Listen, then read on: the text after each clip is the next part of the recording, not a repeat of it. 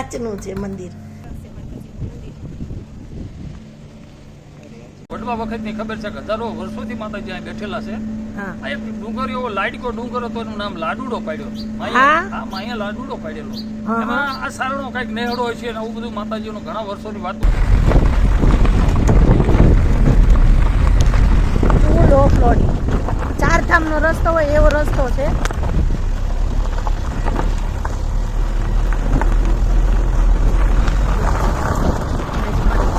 સરસ ડુંગરા ચડાવી દીધા.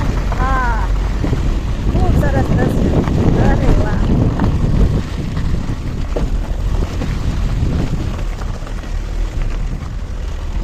વાહ.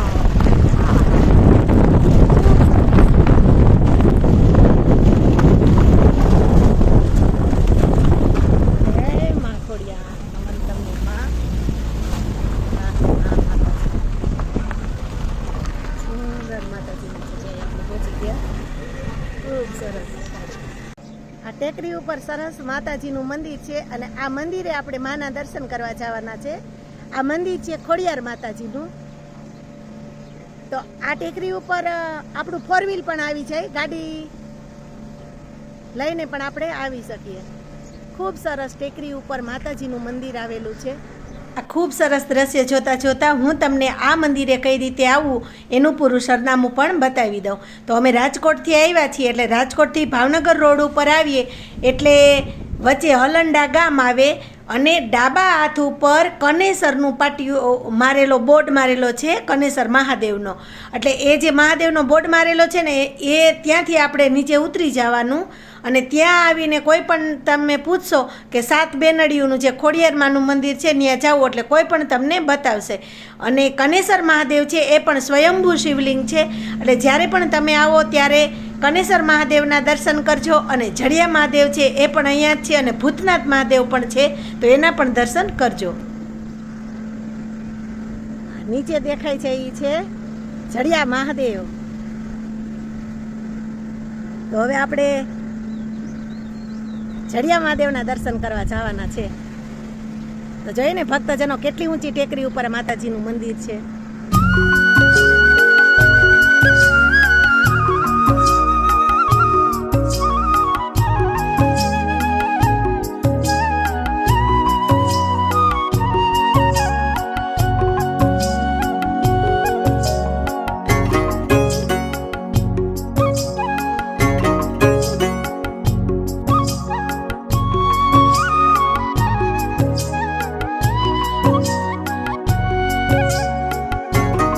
આપણે જે વાહન લઈને આવ્યા હોય ને એ નીચે મૂકી દેવાનું. ત્યાર પછી આ પગથિયા ચડી અને પછી આપણે માતાજીના દર્શન કરવાના. આ ગેટ છે અને અહીંથી ઉપર જે દેખાય ને એ માતાજીનું મંદિર છે ખોડિયારમાંનું. એ મંદિર આપણે જવાનું છે. અમારા પતિદેવ તો જો વાંસેટ પહોંચી ગયા છે, પગથિયા ચડી ગયા છે. તો આપણે હવે ઉપર જઈ અને માતાજીના દર્શન કરીએ. અને બાજુમાં જ આવડી મોટી પવનચક્કી છે.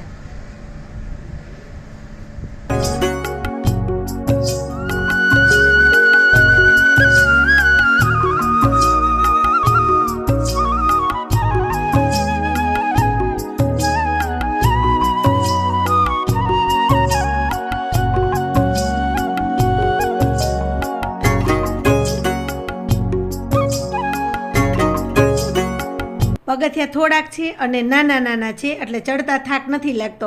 પણ જો થાક લાગ્યો હોય ને તો પણ તમે આ મંદિર આવો એટલે તમારો થાક ઉતરી જાય. તો પહેલાં આપણે આ સુંદર પ્રાકૃતિક સૌંદર્ય માણીએ. સરસ આજે ખૂબ સરસ પહાડો જે છે ને એની વચ્ચે આ ખોડિયારમાંનું મંદિર છે એ દર્શન કરવા આવ્યા છીએ. મોટા મોટા પહાડો અને ચોમાસામાં તો એટલી સરસ બધી ગ્રીનરી થઈ ગઈ છે કે બધું લીલું છમ સરસ દેખાય છે. જ્યારે પણ તમે આ બાજુ આવો ને આ મંદિર એટલું સરસ છે કે વાત જ ન પૂછો.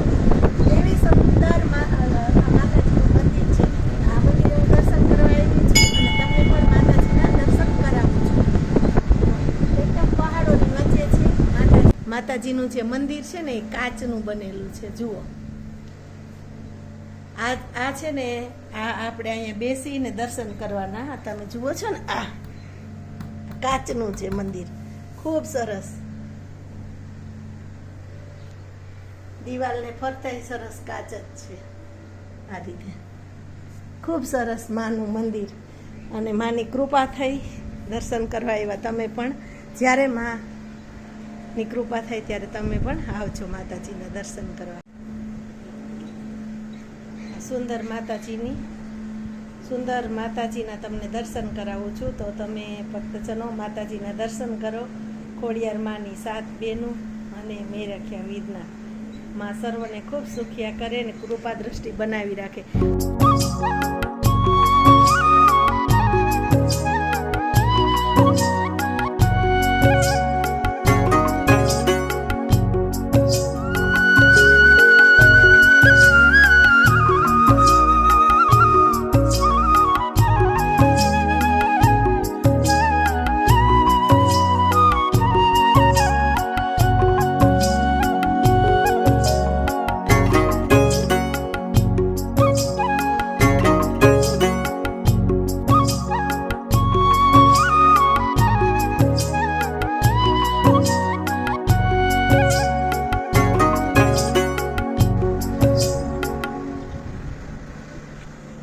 ખૂબ સરસ,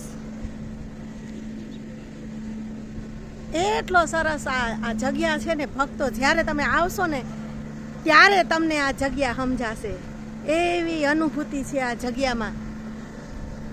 ખૂબ સરસ ઝાડવાઓની વચ્ચેમાં ખોડિયારમાં સરસ મજાની ટેકરી ઉપર બિરાજે છે. ભોલુ રાજા માતાજીની જગ્યામાં કેવો આનંદ કરે છે. વાહ રે વાહ.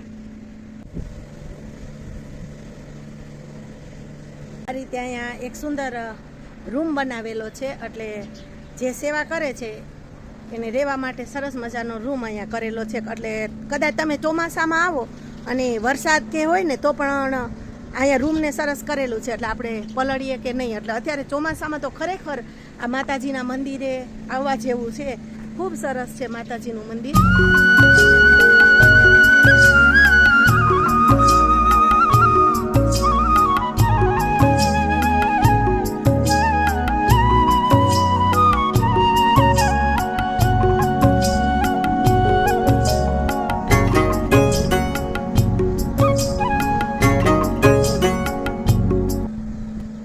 સરસ ઝૂંપડી છે, જુઓ કેવી સરસ ઝૂંપડી બનાવેલી છે.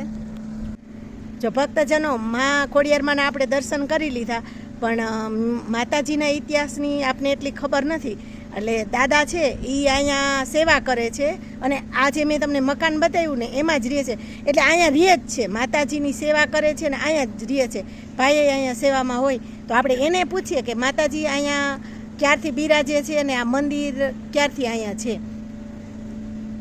જય માતાજી બધાને. જય માતાજી. આમ તો માતાજી તો હજારો વર્ષોથી અહીં રહેલા છે. આપણે તો જો કે આપણે આ વડવા વખતની ખબર છે કે હજારો વર્ષોથી માતાજી અહીં બેઠેલા છે. આ એક ડુંગર એવો લાડકો ડુંગર હતો, એનું નામ લાડુડો પાડ્યો. અહીંયા લાડુડો પાડેલો. એમાં આ સારણો કઈક નેહડો હોય છે, આવું બધું માતાજીનું ઘણા વર્ષોની વાતો કરે છે. અહીં સારણો બહુ રહેતા હતા, અને અહીંયા કઈક હજારો વર્ષોથી અહીં બેઠા છે. કોઈ બેહારે એવું માનતા નથી કોઈ. અને આ અગ્નિકુંડ માંથી બેઠા છે. ક્યાંય પણ કોઈ દેવું કોઈ અગ્નિકુંડ ઉપર હોય નહીં. અમે પણ જયારે માતાજીને બેહાર વટાણે બ્રાહ્મણોને પૂછ્યું, અને બ્રાહ્મણો એવું કીધું કે આ દશ માથે માતાજી નો બેહારાય, આપણે ઉગવણા લઈ લઈ. એટલે ત્યારે પછી અમે 5 પર્સને કીધું આને ફેરવવા હોય તો શું કરવું. એટલે માએ કીધું માનું મોઢું ફેરવનાર કોણ તમે? ઈ તો છે ને, હું મારા જાતે બેઠેલા છું, મને કોઈ મોઢું ન ફેરવી શકે. પણ જે છે સ્થિતિમાં એ સ્થિતિમાં પાછા મને બેહાર દેજો, અને હું અહીંનું જે કાંઈ વાતાવરણ છે ને એને પલટો લાવી દઈશ. અને તમે જે કાંઈ થાય ફરજ બજાવજો, બાકી કરવું છે મારે કરવું. આવી અમે પંચમાં જે ચર્ચા કરીને માએ જે કાંઈ પડકારો કરીને કીધું, અને હું દુખિયાને જે કાંઈ મારે જે જરૂર છે ને એ દુખિયાના દુઃખ હરીશ. અને અમારા ગઢિયા વાતો કરતા જ્યારે વરસાદની તાણ પડે અને વરસાદ ન આવે ત્યારે આંકણે 5-25 માણસો 2-3.5 દિવસમાં વરસાદ થતો હતો. એવું આજ ભાઈ કાંઈ વાત છે, અમને પણ ખબર છે કે આંકણે વરસાદની જરૂર પડે ત્યારે આ ડુંગરે આવવું પડતું. અને માં પણ વરસાદ પણ અહીં આવે છે, અને અત્યારે પણ યાત્રાળુ ઘણા આવે છે માણસોના અહીં દર્શન કરવા. આ રાજકોટ જિલ્લાનું ગામ, જસદણ તાલુકાનું ગામ કનેસરા, કનેસરા ગામ છે. હા આ હલંડેથી અવાય છે, વિરનગરથી અવાય છે, આમ જસદણથી પણ અવાય છે. ત્યારે દસ્યુમાંથી વાહન વ્યવહાર આવી શકે એવી અહીં સ્થળ છે. આ સરસ વ્યવસ્થા હા, છે. બધાને જય માતાજી, જય માતાજી, બધા પધારજો. જય માતાજી. મખોડિયાર માતાજીના ચરણોમાં નમન કરી સર્વે ભક્તજનોને વિનંતી કરું છું તો કાનાચની યુટ્યુબ ચેનલને સબસ્ક્રાઈબ કરજો, વિડીયોને લાઇક કરજો અને તમારા ગ્રુપમાં શેર કરવાનું ભૂલતા નહીં. અને આની પહેલાં મેં કનેસર મહાદેવ અને જડિયા મહાદેવનો વિડીયો મૂકેલો છે, એની લિંક હું ડિસ્ક્રિપ્શનમાં મૂકી દઈશ. તો જ્યારે તમે આ વિડીયો જુઓ ત્યારે સાથે એ બંને મંદિરનો વિડીયો પણ જોજો. જય શ્રી કૃષ્ણ, જય માતાજી.